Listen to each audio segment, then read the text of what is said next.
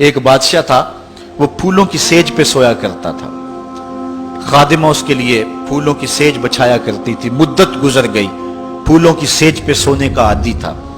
ایک دن خادمہ نے سوچا، لونڈی نے سوچا، روزانہ بادشاہ اس سیج پہ سوتا ہے، پتہ نہیں کیا لطف ہوگا۔ اس سیج کا لطف اٹھانے کے لیے وہ بھی لیٹ گئی۔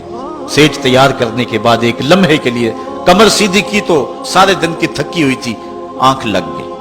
بادشاہ وقت پر اپنے اس خاص کمرے میں داخل ہوا تو ایک لونڈی کو پھولوں کی سیج پہ سویا ہوا دیکھا تو غیرت سے جل بن کے کباب ہو گیا۔ ایک لونڈی کی یہ اوقات کہ بادشاہ کی سیج پہ سوئے۔ اس نے جلاد کو بلایا، کہا اس کو الٹا لٹکاؤ اور اتنا مارو کہ اس کی جان نکل جائے، تاکہ باقی خدام کو پتا چل جائے کہ بادشاہوں کی سیجیں، ان کے بستر، ان کے گھر کتنے مقدس ہوا کرتے ہیں۔ لونڈی کو الٹا لٹکا دیا گیا اور جلاد ضرب پہ ضرب لگا رہا ہے، کوڑے پہ کوڑا مار رہا ہے۔ وہ چیختی ہے، روتی ہے، بچا لو مجھے، میری جان نکل رہی ہے۔ روتے روتے کیا خیال آیا کہ اس نے ہنسنا شروع کر دیا۔ بادشاہ نے جلاد کو کہا رک جا، اس لونڈی سے پوچھ روئی کیوں ہے، اسے یہ بھی پوچھ ہنستی کیوں ہے۔ جلاد نے کہا لونڈی بتا روتی کیوں ہے۔ اس نے کہا تجھے نہیں پتا جب کوڑا لگتا ہے تو جان نکلنے کو آتی ہے، نزع کا عالم طاری ہو جاتا ہے۔ کہا یہ تو سمجھ ہے، لیکن ہنستی کیوں ہے؟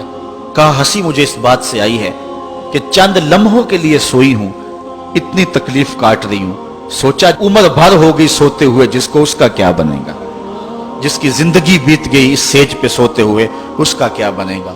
صاحبو، یہ دنیا پھولوں کی سیج نہ بنائیں، اس دنیا کو اللہ کی عبادت کے لیے گزاریں، ذکر فکر میں گزاریں، سحری کے وقت اٹھ کے مصلے پہ کھڑا ہو کے رونا سیکھیں، اللہ کے حضور آئیں، رزق کی تلاش میں رازق کو بھول نہ جائیں۔ تم سمجھتے ہو دکان بند کر کے چلے گئے تو شاید میری آج کی سیل کم ہوگی، سیل دینے والا، رزق دینے والا، رزق کے دروازے کھولنے والا وہ رب ہے۔ جاؤ اس کے حضور جاؤ اور جا کے اس سے مانگو۔ آج اس دنیا کے اندر آپ کہیں ملازمت کرتے ہیں، 8 گھنٹے کی ڈیوٹی دینا ہوتی ہے، ان 8 گھنٹوں کے اندر آپ کا مالک آپ کو بلائے، صرف 8 گھنٹوں میں ایک عارضی ملک آپ کے اوپر رکھتا ہے، تو آپ دوڑ کے جاتے ہیں کہ نہیں جاتے؟ آپ کے مہمان بھی آپ کے پاس بیٹھے ہوں اور آپ چائے بھی ان کو پلا رہے ہوں، لیکن باس بلا لے آپ کو اور وہ گھنٹی دے تو آپ بیل پہ سب کو چھوڑ کے بھاگتے ہیں کہ نہیں بھاگتے؟ مہمانوں سے بھی معذرت کرتے ہیں، مجھے باس نے بلایا، آپ دوڑتے جا رہے ہیں۔ یار ایک دنیا کا باس بلائے تو مہمانوں کو چھوڑ کے، چائے کو چھوڑ کے، مرغن غذاؤں کو چھوڑ کے، سب کو چھوڑ کے بھاگ جاتے ہیں، اور رب کا نمائندہ پکارے حی علی الصلاۃ اور حی علی الفلاح، جو بندہ اس کے حضور نہ جائے کتنا بڑا بد نصیب ہے، کتنی بد نصیبیاں اس کا مقدر ہیں کہ جو اس کے حضور۔ لیکن یہ اللہ تعالیٰ جل شانہ کی رحمت کی عمومیت ہے۔ اگر آج 8 گھنٹے کے لیے آپ کہیں ڈیوٹی کرتے ہیں، وہ آپ کو آواز دے اور آپ نہ جائیں تو وہ آپ کی نوکری ختم کر دے گا، آپ کو سخت سرزنش اسی وقت کرے گا یا پھر آپ کو فارغ کر دے گا۔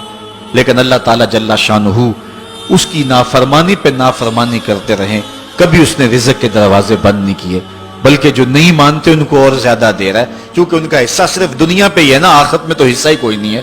بلکہ فرمایا اگر مسلمانوں کی دل جوئی کا لحاظ نہ ہو تو میں کافروں کے گھروں کی سیڑھیاں بھی سونے اور چاندی کی بنا دوں، چونکہ انہوں نے دنیا کو دیکھا ہے، آخرت ابھی دیکھی نہیں ہے، ورنہ جو ان کے لیے آخرت میں رکھا گیا ہے، دنیا کی کوئی شے ان کے نزدیک حیثیت ہی نہ رکھے۔ بلکہ حدیث میں آتا ہے، صاحب مشکات نے اس کو لکھا کہ دنیا کے اوپر جس کو سب سے زیادہ تکلیفیں پہنچی ہوں گی وہ جنت میں لے جایا جائے گا، اور ایک مرتبہ جنت میں جو ہے وہ داخل کر کے نکال دیا جائے گا، اور کہا جائے گا کہ بتا دنیا کے اوپر تجھے بڑی تکلیفیں پہنچی؟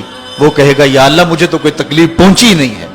جنت کی صرف آب و ہوا سارے دکھ ختم کر دے گی، اور جس نے تخت و تاج پہ بیٹھ کے بھی زندگی ساری گزاری ہو، حدیث میں آتا ہے اس کو جہنم میں ایک ڈبکی لگائی جائے گی، اور پھر اس کو کہا جائے گا بتا تو دنیا کے اوپر کوئی راحت پائی ہے؟ وہ کہے گا مالک دنیا کے اوپر میں نے کوئی سکھ دیکھا ہی نہیں ہے۔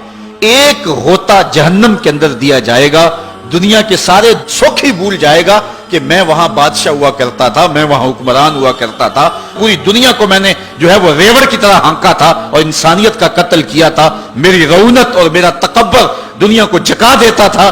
اس کو کوئی شے اور اپنی کوئی آکڑ اور کوئی بات یاد نہیں رہے گی، صرف ایک ڈبکی کی بات ہے۔